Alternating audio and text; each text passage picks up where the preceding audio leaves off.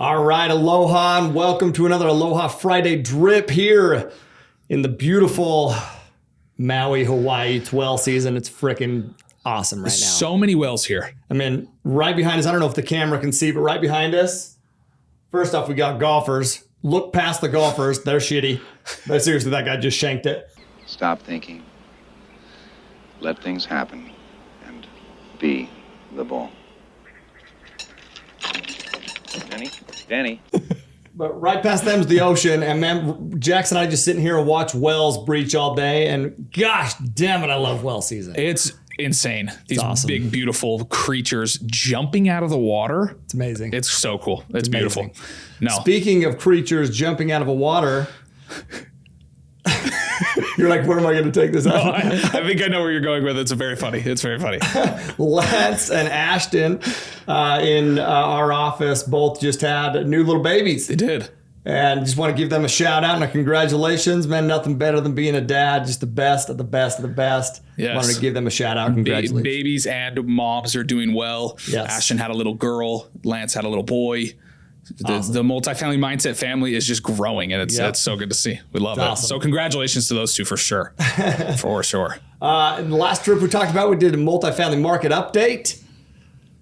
Great little drip. It was. If I do say so. It was. Go back and listen to it if you're in multifamily, especially. Even if you're not in multifamily, there are so many golden nuggets from that episode that really can be applied to any industry that you're working in. So definitely go back and listen to that one if you haven't yet. Okay. Then what are we talking? Yeah, what are we talking about today? Today, last drip, you mentioned of some challenges that we're facing here in the Maui office. Okay. But you also said how these challenges, you've said over and over and over again, how these challenges are blessings. Sure. So today I want to talk about how challenges for you are blessings and what that process looks like for you. Okay. Like you mentioned last episode, like I just mentioned, you talked about some challenges that we're facing here in the Maui office. But like I've said, you've also said they're a huge blessing. Is that something you say just to help yourself believe that it's a blessing to get through the difficulty, or if it is that reason, or is it because you actually believe that it is a blessing? What are you talking about? So first off, what are you talking about challenges? We don't face challenges out here. We're in Maui. There's no challenges out here, right? That's very false. Do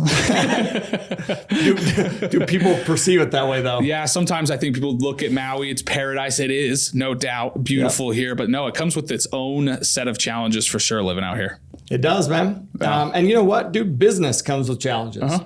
So to answer your question, is that something I really believe, or is that something that I just say? Both, bro. Both. Sometimes you have to sell yourself. Well, a lot of the times, dude, you have to sell yourself on what you're doing to keep momentum, you know? But challenges can absolutely be a blessing. But I'm going to emphasize and stress the word can be a blessing. Because, and the reason I want to stress that is because challenges can either deflate you or they can re-energize you, right? And Totally. To point that picture, you've obviously been and you've seen some of the challenges that, we've seen that we're going through. Did those temporarily deflate me? They did. Yeah. Temporarily. Gut punch, man. Yeah, it was. They're a gut punch. Yeah. So yeah, they can either, deflate you or re-energize you. So both, man. It's both something I believe, but also something that I tell myself regularly. The challenges are blessings. So what determines if it's going to deflate you or re-energize you? It's a great question. I believe, well, first off, it's your attitude. There's really only two things that you can control, right? Yeah. It's your attitude and your actions after that. So one of the ways that, really determines that, though, is your ability to focus and make decisions. Those are your actions. Focus is your attitude, first off. Yeah. And then your ability to make decisions. Those are your actions. Whoa. That's such a golden nugget. What? Your attitude is your focus. I've never heard that before. Me neither. Gosh, damn it. That's a golden nugget, right dude. out of my... No, but it is, though. Your attitude is your focus. Yeah. Whether it's subconscious or conscious. Yeah. Wherever your attitude is, that's where your focus energy, will go, and your focus will go. That's huge. And then your actions follow that. So, Yeah. That's a great point, man. And it's so we have to be able to focus and, dial in our attitude, focus and make decisions despite the noise. Challenges create this pressure, and pressure creates noise. And so we have to be able to quiet the noise, man. Quiet the noise, embrace the pressure, and make decisions. Most people do the opposite of that, though. What do most people do?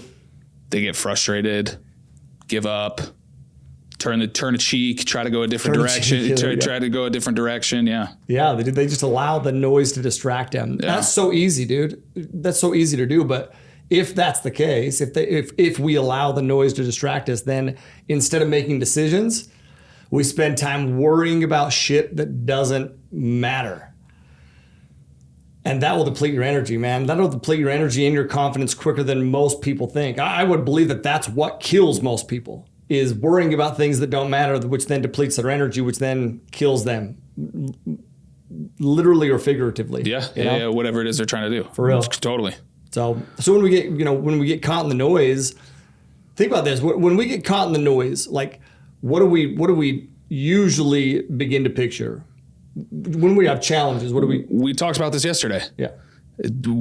We focus on, or usually the first thing that we think of is, oh man, what could go wrong here? Exactly. What is the worst outcome that could come from whatever's happening? We picture it. We just picture failure, and we don't do it vaguely either. We do it. We picture super vivid. Yeah, vividly is a great way to vividly, dude. We just picture it in amazing detail, and then we play that on a repeat in our minds.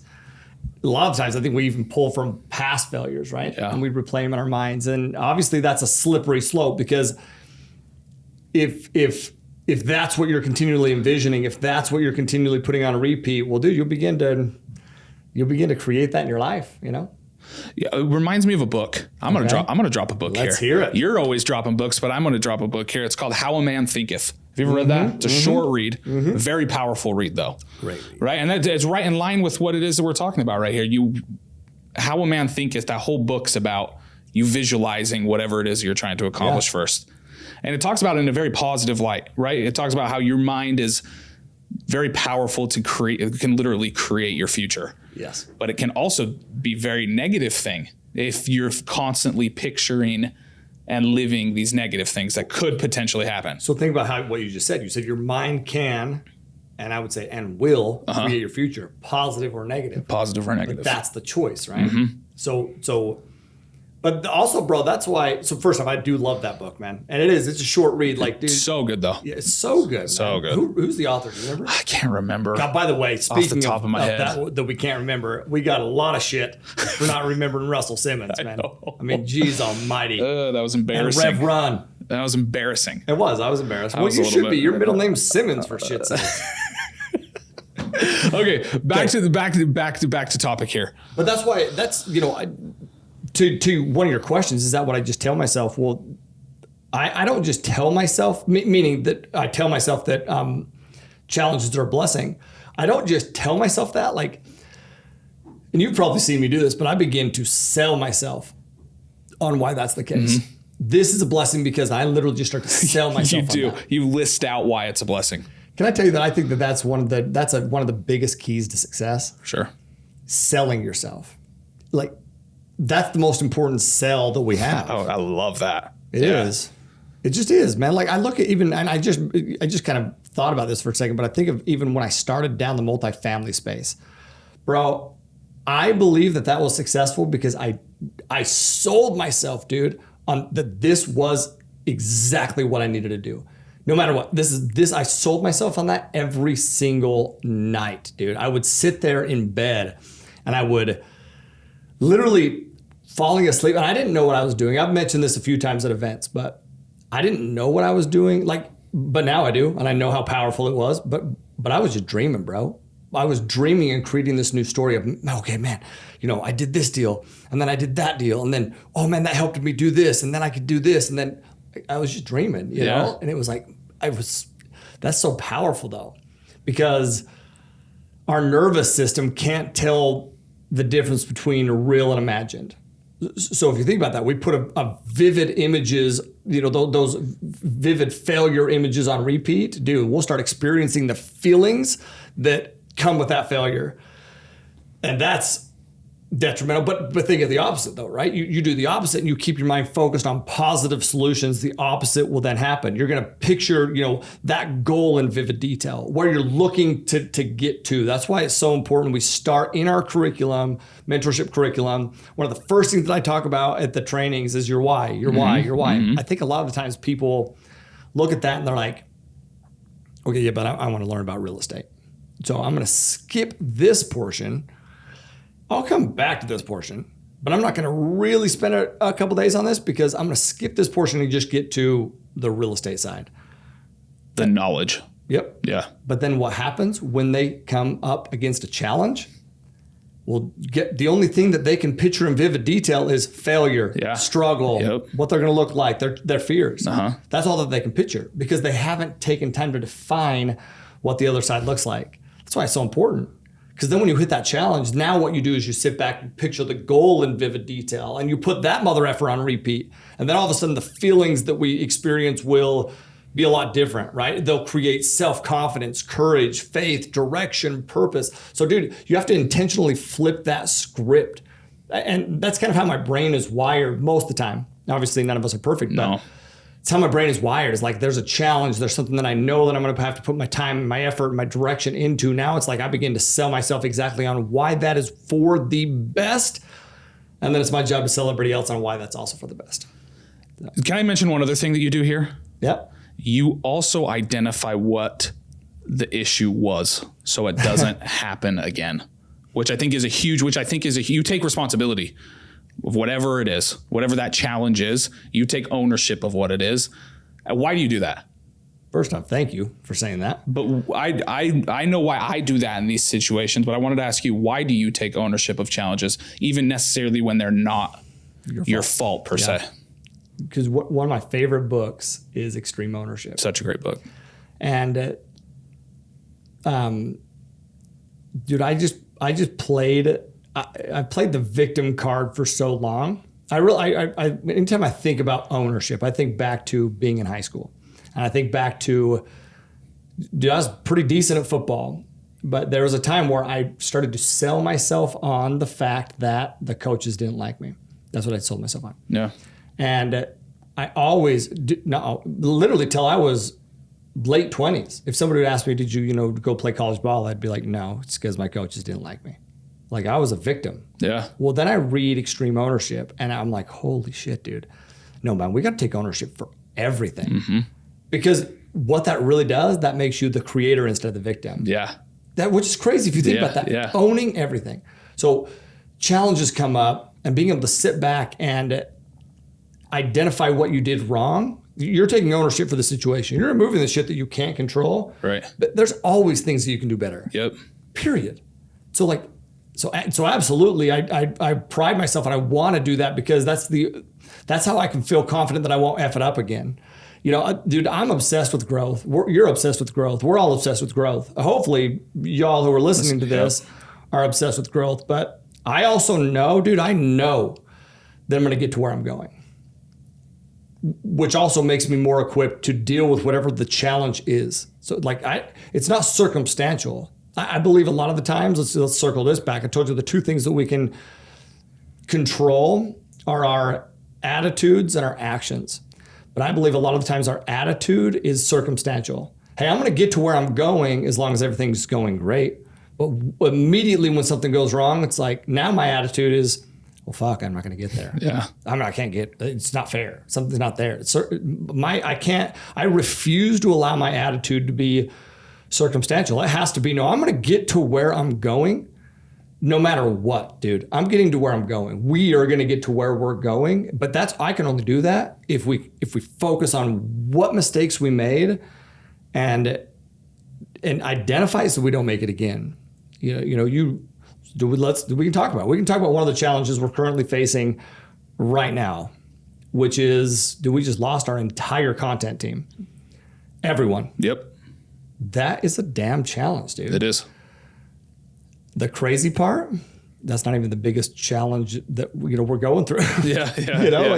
Running a business. Once again, life comes with challenges, business comes with challenges, growth comes with challenges. That's just a fact, Can I add one thing there to the ownership? Yeah. When you take ownership of these challenges, my biggest takeaway from really implementing that practice in my life is that it puts me in control of whatever the situation is, right? When you're playing that victim card, it's because something else is happening to you that you can't control. Yep. When you take ownership, now all of a sudden you're in control. And really the only person that has control over that situation to change it is you. Yep. So that's why I love extreme ownership. Me it's too. because it puts me in the driver's seat. Yep. It puts me in, these outside forces are coming in, but I'm in the driver's seat and I still get to steer. Okay, so bro, think about what you just said. Taking ownership, but just by doing that step alone, you're selling yourself on the fact that you're in control of where you're going. Nobody else, dude. They might affect the path that you take, but the destination, no, that's you. Yeah. That's what ownership does. That's why I love it, dude. It helps me, literally, it helps me sell myself on where I'm going. So, but so coming full circle again, there's mistakes that I made that ultimately led to some of those, challenges on the content team. But honestly, like we mentioned earlier, challenges can be a blessing in disguise because what they do, they wake you up, man. They wake you up. Yeah. Sometimes we get comfortable in where we're at. We get comfortable in what's going on. Challenges don't allow you to have that comfort. They wake you up, dude. They force you to quit drifting along. They free the mind. And this is literally how I felt. Like they just free the mind to this fresh start. And there's so much energy that comes with that, So that's where I believe challenges can turn into a blessing. So identifying what you did wrong can potentially give you energy. Exactly, dude. Because that's exactly, and I literally, you tell me if you haven't seen this. I hope you've seen this, but dude, that's exactly what has happened with some of the challenges that we've seen recently. I'm re-energized because, dude, I know where to place my energy.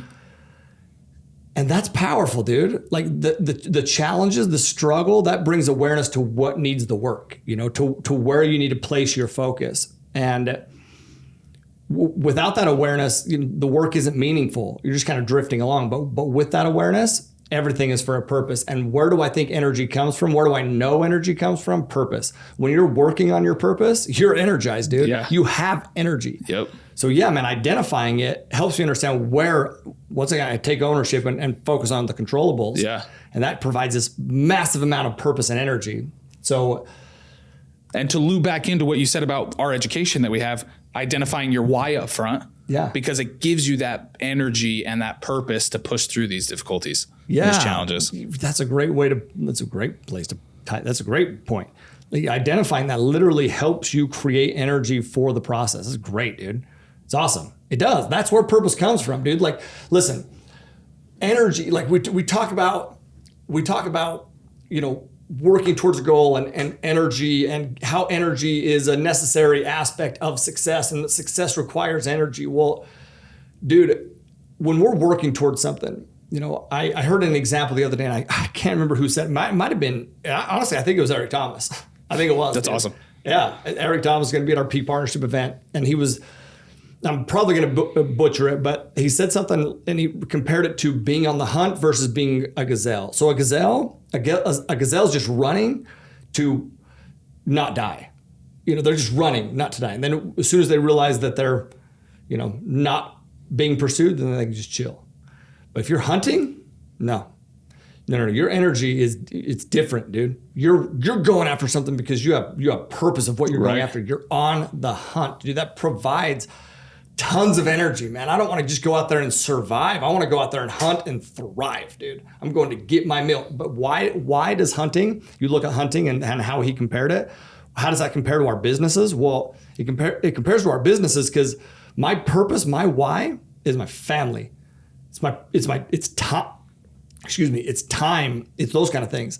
So I'm hunting, dude, because I'm not just going to stop hunting because it's not about me. If I don't bring food home, dude, my family struggles. The students within our network struggle. Our team members within the company struggle. That purpose creates massive amounts of clarity, massive amounts of energy. And so bring it back, Kate, to your point of really we can't be afraid to identify where we effed up. We can't do that. We have to be able to do that because identifying where we effed up, that shows us where we can improve the next go round, which once again allows us to bring home food, you know? And I don't know a lot, bro, but I know for sure that I'm nowhere near perfect. And admitting that is, sure, that's half the battle. That might be 3/4 of the battle, because then what happens is we can begin to recognize when we're off track, right? And that's what we talked about the other day. Yeah. Is when you're talking about what we talked about, which is when I was laying in bed, right? Right. No, do you want to share that? Do you mind? Sure. Yeah, dude. Talk about that. So I was laying in bed, and I talk about this all the time, right? Envision the good stuff, not the bad stuff, whatever. But I'm literally laying in bed. Now, it wasn't the content situation; it was a different situation, and I literally found myself going down this loop of literally visioning the worst case scenario. It's what I was doing, dude. I'm like, oh my gosh, well then this happens, and oh my hell, and this will happen, and then I catch myself, and I realize what I'm doing. And this is what we talked about, which is catching yourself in the act of error-ridden thinking. It's one of my favorite things that Dallas teaches. Same. How that phrase, error-ridden thinking, and what we said was the reason we love it is because an error, that's fixable. Mm-hmm. Something we can change. Right. Something we can fix. And all of a sudden, that's where the beauty lies. We're all gonna go down that path at points. We're all going to. The beauty lies in catching yourself in that. So catching myself in that allows me to recorrect the course, right? Get back on track. And there's no other option but to do that, though, in my opinion. And once again, I'm going to bring it back down to what we just talked about, which is your why. It's your why. I'm terrified of letting my family down, letting investors down, letting students down. Shit, dude, letting myself down, So my thoughts aren't consumed with that fear. They're consumed with solutions. Once I catch myself, now they're consumed with solutions on how to maintain growth. So what does that look like? Catching yourself? Yeah, if you flipping it over? Yeah, dude, if we don't mind, let's just go off the example of you laying in bed. You catch yourself in error-ridden thinking. Okay. Now what? You realize you're spiraling, being silly. What'd you do next? First is you have to calm the mind. And I do that by what I did is I prayed. Yeah. Gratitude really calms me, okay? But it's clearing the mind. The mind is like water. It's like when it's agitated, it's hard to see. But if you let it calm, then things become clear. So you have to calm your mind. You have to remove those kind of things. And meditation does that. Prayer does that for me too. And when I pray, it's there's going to be some form of gratitude. I don't pray and beg. I pray and I thank. It's gratitude. Yep. In fact, I just was talking to somebody, might have been you, I can't remember, but I was talking to somebody yesterday about, we talk about vision boards. You talk to a lot of people. I do, myself mostly though. But we talk about vision boards, and I vision those things. In fact, I go and I walk on the beach and I view houses. I look at those houses because that it motivates me to get there. But I also did the other side with gratitude, where I look at all the things that I have, and I consciously recognize them as much as possible. Like our water heater goes out the other day, and we buy a new water heater, and it wasn't even a blip on the radar, not even a blip. A couple years ago, bro, that would have been a blip on my radar. Yeah. So I'm writing my gratitudes at night, and it's like, holy shit, I haven't even thought about that. It wasn't even a blip. God, I'm so grateful for that, So gratitude brings some clarity. So quiet the mind, calm the mind. Then second, you have to use those fears to help you identify a plan of action. Those challenges to help you create a plan of action. Challenges, first off, create fear. That's what they do. That's what I was envisioning in my bed. I was having challenges. They were creating fears. And fear isn't really even a bad thing, dude. It's not even a bad thing. No. I believe the problem lies in fearing the wrong things. Yeah. Really we should... Or how you react to that fear. Yes, which it's up to you. Yes. Yeah. What actions it causes, what attitudes it causes, So coming back into attitudes and actions, because what we should really fear, here's your attitude portion. You should really fear missing the opportunity that challenges bring. Right. Now it's all of a sudden like, okay, no, there are going to be opportunities here. That's my attitude. So then instead of letting fear get the best of us, we need to use fear to get us to the best of us, which is identifying opportunities and then taking action on those things, going that direction, right? So then, which would bring me into, number 3, which is once your mind is clear and you've identified opportunities, sell yourself on why this is a blessing, why this is going to be the best thing for you, your family, your why, your purpose, the direction you're going. And then so number 4, then go make sure it's a damn blessing. Go put those solutions in place. And we do that by taking actions, right? But we do that by focusing on solutions, solving problems, because doing that, those actionables lead to growth. And growth is absolutely a blessing, So challenges lead to growth as long as we approach challenges properly. That's why I say it can be a blessing. But growth is absolutely a blessing. So in order to really gain the most out of challenges, this is what you do. I'm just going to do a quick review. The first thing you do is you clear the mind. Yep. Second thing you do is you take those fears to identify a plan of action. So you're looking for steps to take. Yep. Step 2. Step 3 is once you've cleared the mind, then you're going to start. I think we missed one. I think the second one was, no, you think you're right. Plan of action. Yeah, plan of action. Third one. Sell yourself. Sell yourself. Yeah. Sell yourself is the third one. And then the fourth one. No, that is the third final one. Nope. Then 4th is action. Then 4th is taking the action on the step. Okay. Yep. So let's go over it one more time. That was a cluster. That's my bad. That was a goddamn challenge. My bad. First thing, you're going to clear your mind. Second thing, you're going to put into place actions in order to overcome the challenge. Yeah, identifying them. And then, And third thing was sell yourself on why those actions are going to solve this challenge. Yep. And then 4th is taking the action and doing the things that you set in step 2. Yep. Awesome. Just wanted to review those. Dude, I'll give you maybe I'll give you one last example to wrap this up. I was reading an example. This is just, I don't know, sometime this week they were talking about a biosphere that they created in Arizona a few decades ago. Okay. And they put these trees in here, and those trees though, when they'd grow to a certain height, they would just fall over. So it was this massive disappointment, like because once again, they grow to a certain height and just fall over, and they couldn't figure out why. And the reason that they fell over is because they lacked a key element of growth, of their growth, which is wind.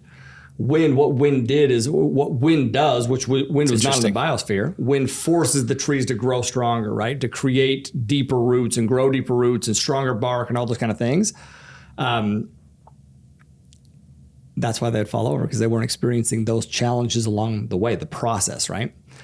So what's so funny is as I was thinking about that, like, we fear these challenges, we fear these different things, but those challenges make us stronger, man. So we have to quit wasting energy and stunting our growth by trying to stay in this safe, bubble, this biosphere, because that bubble isn't a blessing, dude. It's a damn detriment. But by understanding that, identifying that, and once again, to your initial question, selling yourself on that, you'll make sure that you become strengthened through the process. And then you'll look back at that. I'm going to give you one more example, okay? Yeah.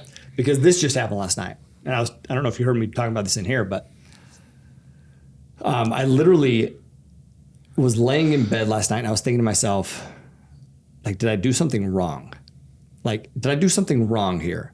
I'm trying to identify what I did wrong, right? We just talked about that too. Yeah. That's literally what I was doing. Yeah. What did I do wrong here? Why is this challenge here? This is, once again, completely different challenge than what we talked about with the content team. And then I literally had this like, holy shit, this is a test. This is a test right now. And how I go about this test, how we go about this test, but this is me, how I go about this test, that's going to define my legacy. That's going to define a portion of my legacy. This is when I look back on this and how I tell and teach and show people how we overcame this challenge. That's going to create massive amounts of confidence. That's going to be, this test is, all of a sudden I get like excited about it, bro. I'm like, holy shit. This is going to help with this is like part of my legacy. Yeah. This is going to be, it's literally what I started to do, man. This was last night, bro. So like, sell yourself on it. It's powerful. Yep. And it circles back to how challenges really can energize you. Yeah. They don't need to deplete you. No. If you, it's all about framing it the correct way, right? Having the right perspective on it, asking yourself those better questions of what positive can come out of these challenges. So I'm going to tie one more thing in. Okay. Because you saying that they don't have to deplete you, they can energize you, made me think of the content side. Yeah. Circling back to that challenge. Yeah. Because that was a gut punch. Yeah. It was a gut punch. Yeah. And I remember taking the trash out that night and I mentioned this in our Maui meeting, but just like, oh my God, it was right here in front of my face. And it was like this big challenge. And it was like this, my feelings were hurt, you know? Yeah. And I was like, it was like, man, how am I going to where do I pivot from here? Like, what do we do? You know, because it was right here. Then I'll tell you the initial side of overcoming that. You were a big portion of that. Thank you.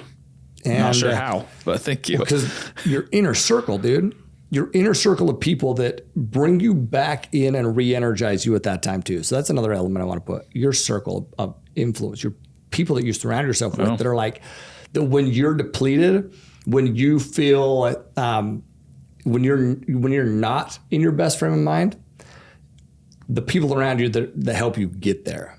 You know, we talked about a couple drips ago, we talked about a networking event. We talked about your network period. Yeah.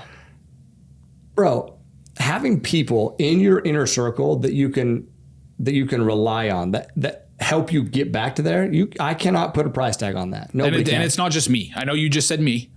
There's there's multiple people that have been right there by your side through this. Yeah. Britt. Yep. But really, you know, Ryan, Todd, Dallas.